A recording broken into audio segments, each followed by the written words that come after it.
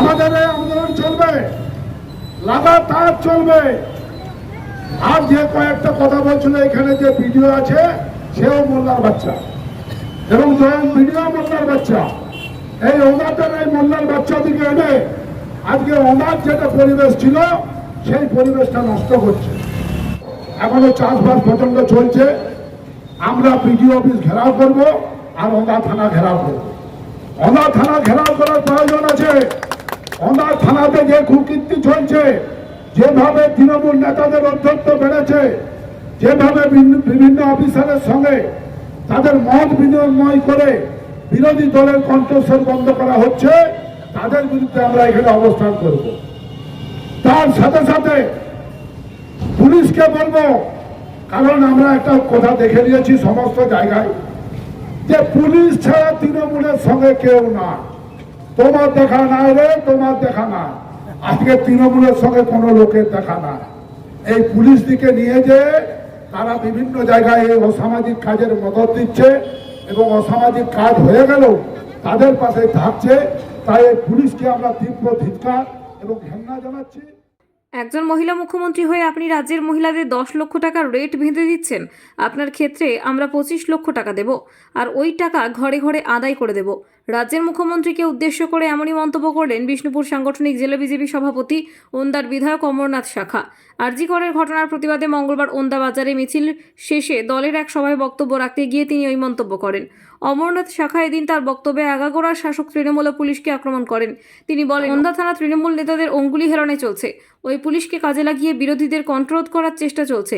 সেই কারণে স্থানীয় বিডিও অফিসের পাশাপাশি ওন্দা থানা ঘেরাও কর্মসূচি করব। একই সঙ্গে এই মুহূর্তে পুলিশ ছাড়া তৃণমূলের সঙ্গে কেউ নেই বলেও তিনি দাবি করেন। অমরনাথ শাখা এদিন ওন্দা সুপার স্পেশালিটি হাসপাতাল নিয়ে মারাত্মক অভিযোগ করেন। তার দাবি, তৃণমূল নেতা ও প্রাক্তন বিধায়ক অরূপ খান মদতে ওই হাসপাতাল মদ্যপদের স্বর্গরাজ্যে পরিণত হয়েছে। সাধারণ মানুষকে সঙ্গে নিয়ে এর বিহিত করবেন বলেও তিনি জানান। পরে সাংবাদিকদের মুখোমুখি হয়ে নিজের অবস্থানে অনড় থাকেন তিনি। তার দাবি, লক্ষ্মীর ভাণ্ডার নয়, অলক্ষ্মীর ভাণ্ডার। একই সঙ্গে ওই প্রকল্পের মাধ্যমে একটি বিশেষ গোষ্ঠীকে সুবিধা পাইয়ে দেওয়া হচ্ছে বলে তিনি দাবি করেন। আরজি করের ঘটনার প্রতিবাদ জানিয়ে দিন স্বাস্থ্যমন্ত্রী তথা মুখ্যমন্ত্রী মমতা বন্দ্যোপাধ্যায়ের পদত্যাগের দাবি করে বিজেপির মিছিলে নেতৃত্ব ছিলেন বিষ্ণুপুর সাংগঠনিক জেলা বিজেপি সভাপতি ওন্দার বিধায়ক অমরনাথ শাখা। এছাড়া দলের অন্যান্য নেতৃত্ব এই প্রতিবাদ মিছিলে পথ হাঁটেন। আপনাদের কার কার ঘরে মেয়ে আছে আমরা জিজ্ঞাসা করব। আপনাদের যে ওসি আছেন, যে মেজবাবু আছেন, ছোট বাবু, বড় বাবু এবং অন্যান্য পুলিশ যারা আছেন, আপনাদের বাড়ি কি কারু বাড়িতে মেয়ে নাই? প্রত্যেকেই কি ছেলে জন্মগ্রহণ করিয়েছেন নাকি? আপনাদের মেয়েদের চিন্তা ভাবনা করো। এখানে এই শেখ সাজা, এই বাইলা মতো, এই তালপাতা সিপাই, এদের দৌরাত্ম আপনাদের বাড়ি পর্যন্ত পৌঁছাবে। এদের লজ্জা লাগে না?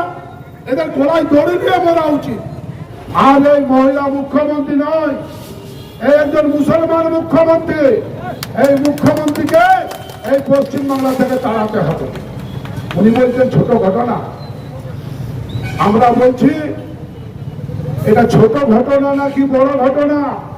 আপনার বাড়িতেও তো ভাইজি আছে, আপনার বাড়িতেও তো ভাইয়ের বউ আছে, আপনার বাড়িতেও আপনার বেটার বউ আছে। তাদেরকে একটু পাঠিয়ে দেন না, তাদেরকে একটু পাঠিয়ে দেন, দেখুন কেমন লাগে। আপনার লজ্জা থাকা দরকার।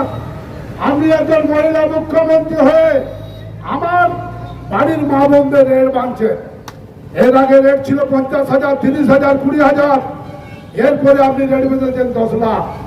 আমি তৃণমূলের নেতাদিকে বলবো, আমাদের ঘরের মা বোনদের যদি এই অবস্থা হয়, আপনারা কি পার পাবেন নাকি?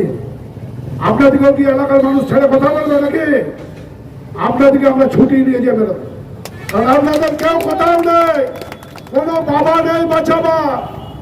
কারণ আপনারা ওই প্রশাসনের সহায়তা নিয়ে এখানে বেঁচে আছেন। প্রশাসন একবার হাত ঘুরিয়ে, তৃণমূল বলে কোনো দল ছিল, পশ্চিমবাংলার মানুষ সেটা মানবে না। আপনাদের লজ্জা থাকালো।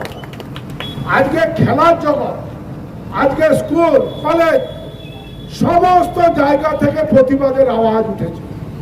সেই প্রতিবাদে সামিল হয়ে এই মমতা বেগমের পদত্যাগ করে অন্তত ঘর ঢুকে যাওয়া উচিত। তার জায়গায় উনি 10 লক্ষ টাকা রেট বাঁধছে। ছোটখাটো ঘটনা তো, 10 লক্ষ টাকা। আমরা মমতা ব্যানার্জিকে রেট দিচ্ছি, আপনার রেট হচ্ছে 25 লাখ টাকা।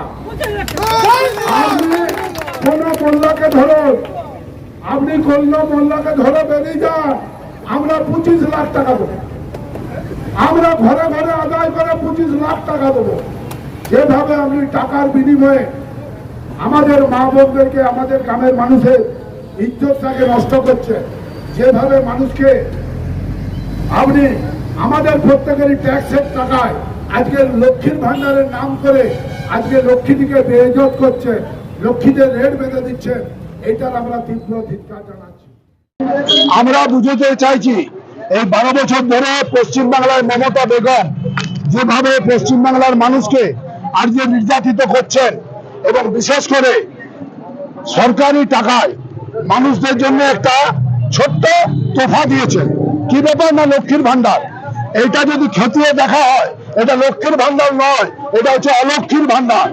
আজকে আমাদের মহিলারা ক টাকা পায় আর বিশেষ সম্প্রদায়কে পাই দেওয়ার জন্য মমতা ব্যানার্জির এই পরিকল্পনা। আর কোন ধরনের ঘটনা ঘটলে তাকে ছোট্ট ঘটনা বলে আজকে মমতা ব্যানার্জি চালায়।